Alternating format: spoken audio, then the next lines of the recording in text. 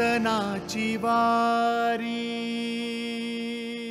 भगवान म्हणाले उद्धवा, ज्या वेळेला मन बुद्धी आणि इंद्रिय सत्वगुण संपन्न होऊन आपापली कामं करू लागतात त्यावेळेला सत्वगुण प्रधान अशा प्रकारचं ते कृतयुग आहे असं समज। पुढे भगवान परमात्मा त्रेतायुगाचं वर्णन करू लागले। द्वापार युगाचं वर्णन करता करता भगवान परमात्मा कलियुगाचं वर्णन करायला लागले। भगवान म्हणाले उद्धवा, ज्या वेळेला समाजामध्ये आळस, निद्रा, हिंसा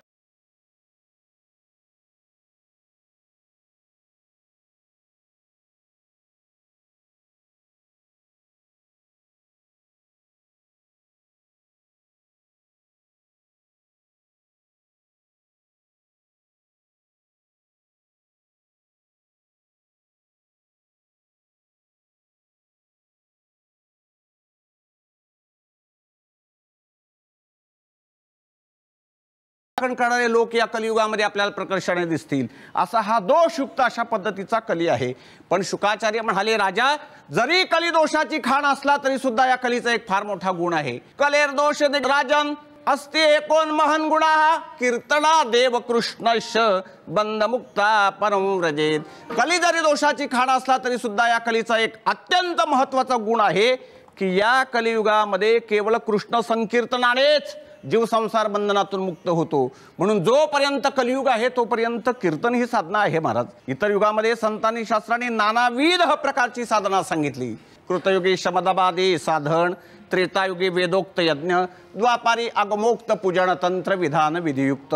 पण ती सगळी साधना कलीने कीर्तनानं लाजवली महाराज।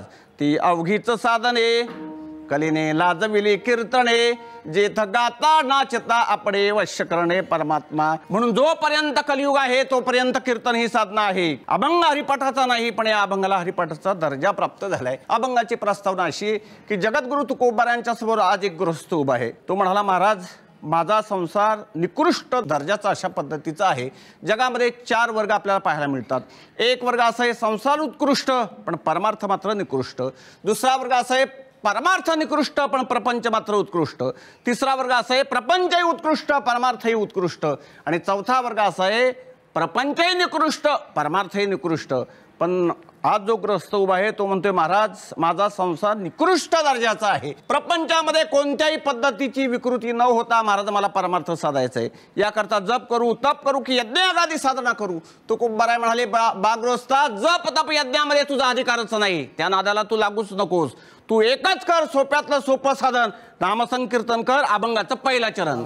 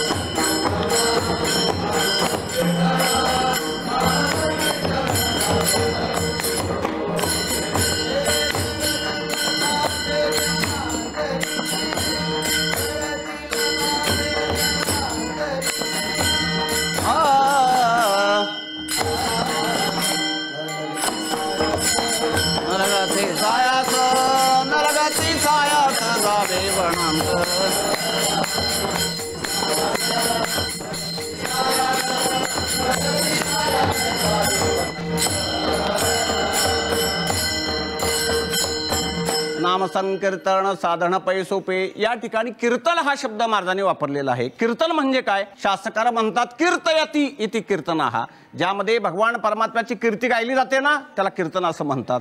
त्या कीर्तनाचे प्रकारचार नाम महात्म्य कीर्तन, गुण महात्म्य कीर्तन, स्वरूप महात्म्य कीर्तन आणि लीला महात्म्य कीर्तन। नाम महात्म्य कीर्तन, ज्या कीर्तनामध्ये भगवान परमात्म्याच्या नामाचं चिंतन केलं जातं त्याला नाम महात्म्य कीर्तन असं म्हणा। ज्या कीर्तनामध्ये नामाचं महिमान गायलं जातं त्याला नामचिंतन म्हणा। नंबर 2 गुण महात्म्य कीर्तन, ज्या कीर्तनामध्ये भगवान परमात्म्याच्या गुणाचं चिंतन केलं जातं त्याला गुण महात्म्य कीर्तन असं म्हणतात। ऐका यशस्वी औदार्य ज्ञान वैराग्य ऐश्वर्य हे साई गुणवर्य वसती जेथ म्हणून तो भगवंतु। यश, श्री, औदार्य, ज्ञान, वैराग्य आणि ऐश्वर्य अशा 6 गुणाचं चिंतन जिथं केलं जातं त्याला गुण महात्म्य कीर्तन असं म्हणतात.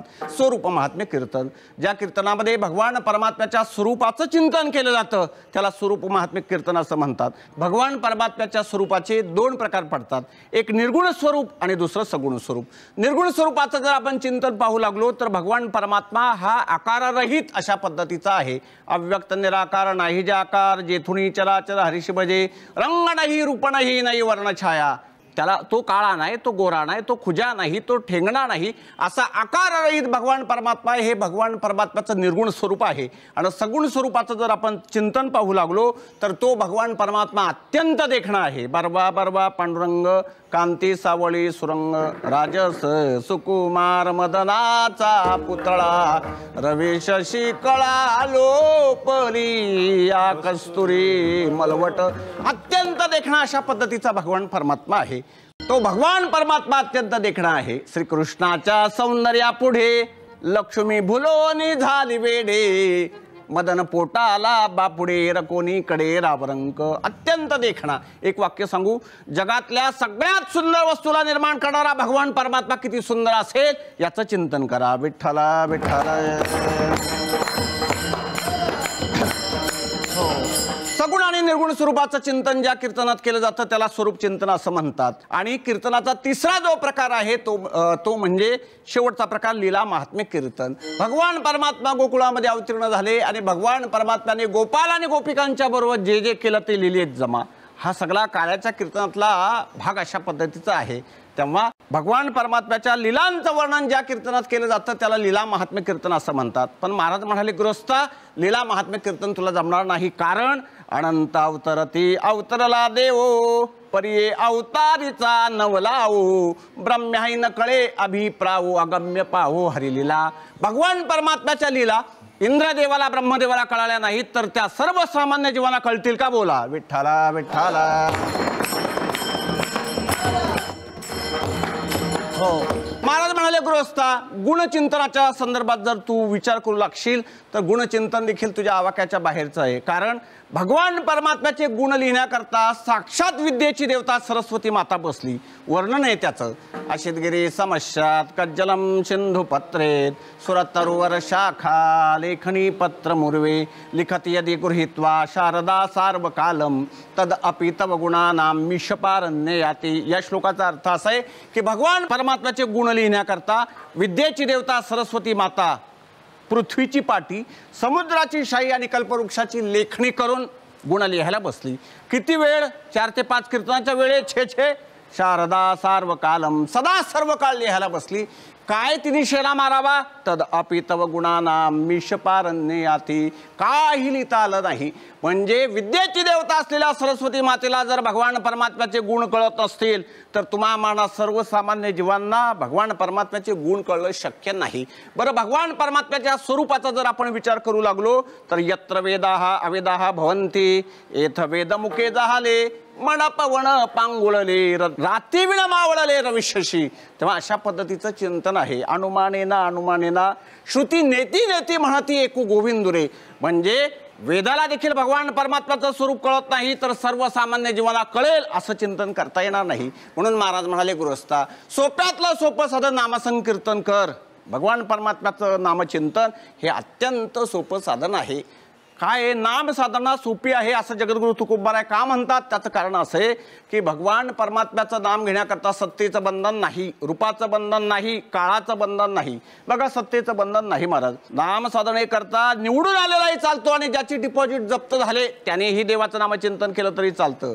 सत्तेचं बंधन नाही, रूपाचं बंधन नाही. भगवान परमात्म्याचं नाम घेण्याकरता स्वरूपवान असला तरी काही अडत नाही आणि कुरूप असला तरी सुद्धा काही नडत नाही. काळाचं बंधन नाही, काळवेळा नाम उच्चारिता नाही, दोन्ही पक्ष पाय उद्धरते. असं सोपं साधारण म्हणजे नामचिंतन. नामसाधना ही अत्यंत सोपी साधना आहे. पण जगाचा समज उलटा आहे. जितकी साधना सोपी तितकी त्या साधनेची फलश्रुती कमी आणि जितकी साधना अवघड तितकी त्या साधनेची फलश्रुती जास्त. पण महाराज म्हणाले गृहस्था साधना सोपी आहे पण फलश्रुती सामान्य समजू नकोस. महाराज म्हणाले गृहस्था तुझं या जन्मीचं नाही अनंत जन्मीचं पाप दग्ध होऊन जाईल. एवढे नामाची निज ख्याती आईशी पापणा ही त्रिजगती नामापासी चारी मुक्ते जाण निश्चिंती उद्धवा. जगामध्ये असं पाप जन्माला आलं नाही की ते पाप नामस्मरण केल्यानंतर शिल्लक राहतं. असं पाप अद्यापर्यंत जन्माला यायचंय. शास्त्राने वर्णन केलंय ना नाम नोशी अवतरी शक्ती पापणी हरणी हरे तावत कर्तुम न शकणोशी पातकम पातकी जनाहा. पापी मनुष्य जितका पाप करू शकत नाही त्याहीपेक्षा नामस्मरण ते पाप अधिक प्रमाणात जाळतं. व्यवहारातलं उदाहरण असं आहे पृथ्वी जेवढं गवत निर्माण करू शकत नाही त्याहीपेक्षा अग्नी ते गवत अधिक प्रमाणात जाळतं. म्हणजे पृथ्वीच्या गवत निर्माण करण्याच्या क्षमतेपेक्षा अग्नीची दाहकता अधिक आहे. तसं पापी माणसाच्या पाप निर्माण करण्याच्या क्षमतेपेक्षा नामस्मरणाची पाप दहन करण्याची क्षमता अधिक आहे. विठ्ठला विठ्ठला. हो आपण किती पापी असलो तरी वाळ्या कोळ्या आहेत की आपण पापी आहोत का बोला. खाऊन खाल्लं असेल काही लोकांनी 5-25 कोंबड्या खाल्ल्या असतील एवढ्यावरून तो वाळ्या कोळ्या इतका पापी आहे असं समजण्याचं काही कारण नाही. एखादा मनुष्य पिऊन पिला असेल 25 बाटल्या पिल्या असतील याच्यावरून तो वाळ्या कोळ्या इतका पापी आहे असं समजण्याचं काही कारण नाही. वाळ्या कोळी इतका पापी की दरीखोरीमध्ये जाऊन बसायचा येणाऱ्या जाणाऱ्या वाटसरूंना लुटायचा काहीच मिळालं नाही तर त्यांना ठार मारायचा. असे किती एक लोक मारले पण एक ब्राह्मण मारला की एक मोहरी एवढा खडा त्या रांजणात टाकायचा. 7 रांजणं भरली होती म्हणे. तो वाळ्या किती पापी असेल याचं जरा चिंतन करा. एवढा पापी पण नामाने नामरूप झाला ती त्या नामाची शक्ती आहे. जळतेला पापे जन्मांतरीचे. त्या साधकाने विचारलं महाराज साधना सोपी आहे फलश्रुती महान आहे पण ही साधना करण्याकरता काही सायास करावे लागतात का हो. महाराज म्हणाले बिलकुल नाहीत. अभंगाचं दुसरं चरण.